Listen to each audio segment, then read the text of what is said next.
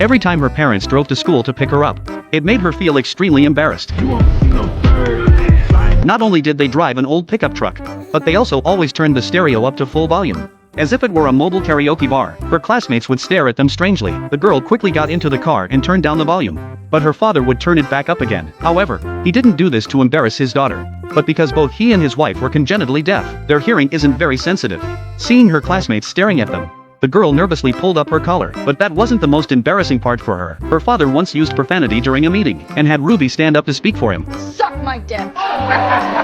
Not only that, but even when her father went to see a urologist, Ruby had to accompany him and act as a translator to describe his embarrassing symptoms. Ruby quickly interrupted her father, saying, the doctor already understood his condition. The doctor advised her parents to pay attention to hygiene. Ruby's parents and older brother are all deaf and mute, but God had given her a special blessing, making her the only able-bodied person in the family. However, the cost of this blessing is immense. The family relies on fishing to make a living, and to help her parents go out to sea to fish, Ruby set her alarm for 3 a.m. The reason she went out to sea with them was because only she could use the radio, so their boat could be approved to go fishing. Even selling the fish had to be done by her. Ruby supported the entire family on her own. The morning's hustle and bustle left her exhausted. She didn't even have time to eat breakfast before rushing to school. Though life was tough and bitter, Ruby never complained. Sadly, there was no amendment to protect the right to nap, Ruby. Hey.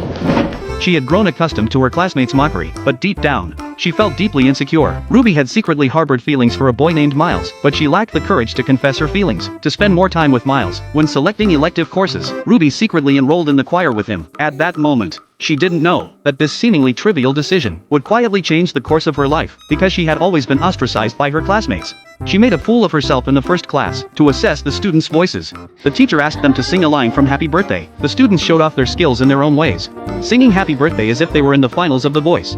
Happy birthday to you. Happy birthday to you. Happy birthday, Mr. Bernardo.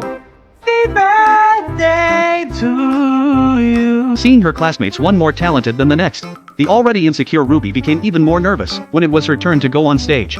She was so nervous she couldn't breathe, and didn't even have the courage to open her mouth. In the end, she chose to escape to protect herself. She went alone to the lake, and in this quiet little world where no one disturbed her, Ruby was finally able to breathe freely and rediscover her own self. Actually, Ruby still loved singing, and she was quite good at it, but her self-doubt prevented her from expressing herself. After thinking it over all night, the next day she approached her teacher alone. First, she apologized for running away the previous day. Fortunately, the teacher didn't dwell on it. Then Ruby shared her fears. After learning about Ruby's experience, the teacher used the inspiring story of musician Bob Dylan to encourage Ruby to muster the courage to use her voice to showcase the unique charm of freedom. The teacher's words boosted Ruby's confidence, and the teacher also developed a keen interest in this young girl.